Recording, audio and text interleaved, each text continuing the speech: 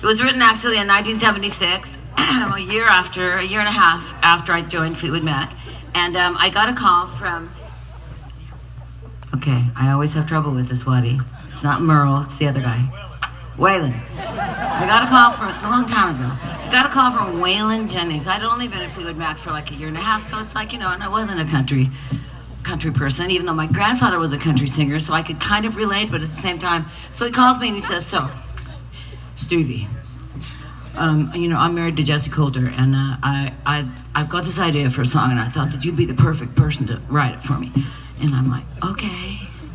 And he goes, and I want it to be called Leather and Lace. Right? Good impersonation. It wasn't? Yeah, it was good. I know, he's kind of guttural. Okay, so it's going to be called Leather and Lace. And I'm like, okay, leather. I can do that. So he goes, because me and Jessie, we've been, maneuvering the waters of the music business, and we're married, and it's ridiculous. It's like, who lasts do that? And I'm like, I don't know, I've never been married. And especially I've never been married to, like, you. Jessie, what have you done?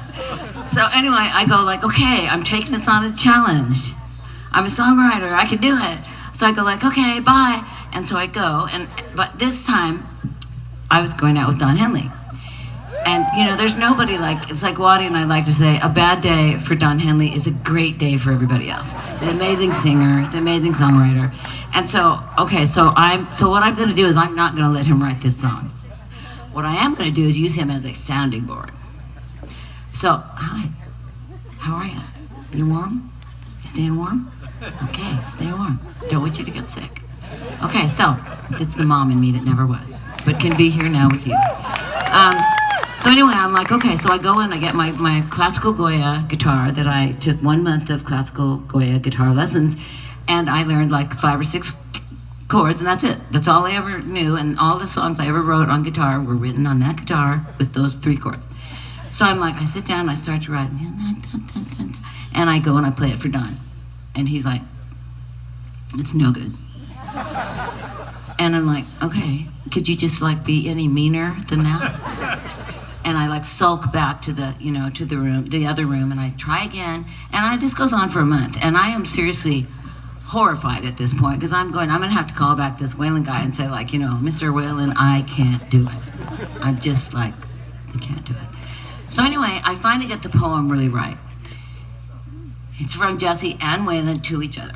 It's very much about a couple who is trying to stay married in the music business, which is really hard because she's famous, he's famous, everybody's jealous, everybody's ego is like in the clouds, impossible. So anyway, I get it right, I get the poem right, so I play it for him again. Nah, it's maybe it's happening a little bit, but it's not good enough. So I try again. This goes on for about a month. Finally one day I go in and I sit down, I play it for him, and I'm like, this time I'm dejected. So I think I put a little of the dejection into the song, so I'm like, my eyes are kind of closed, and he goes like, it's good. And I'm like, I hate you, Don.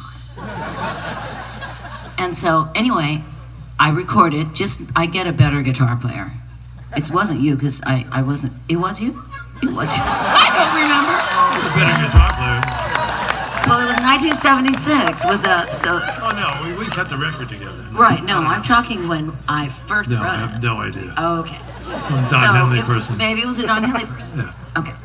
So, we don't know. So anyway, but we made a demo because we had to send something back to Waylon and Jessie Coulter.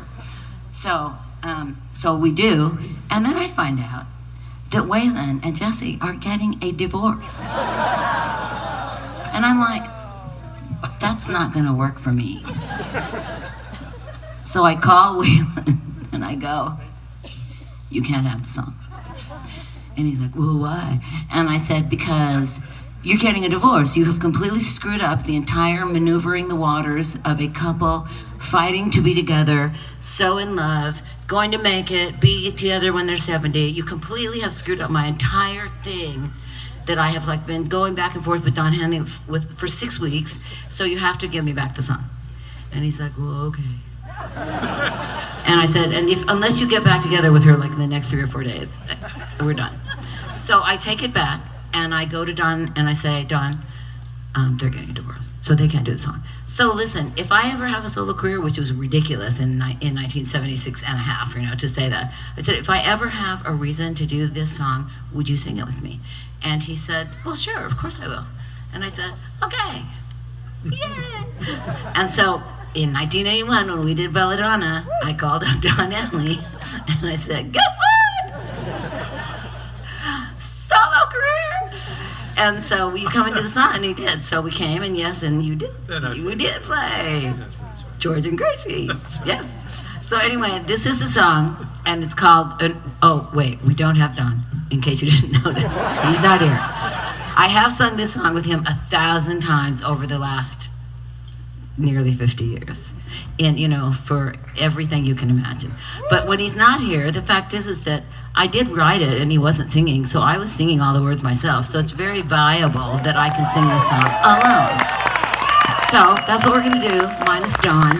We're going to sing it for you now, and it's called Leather and Lace.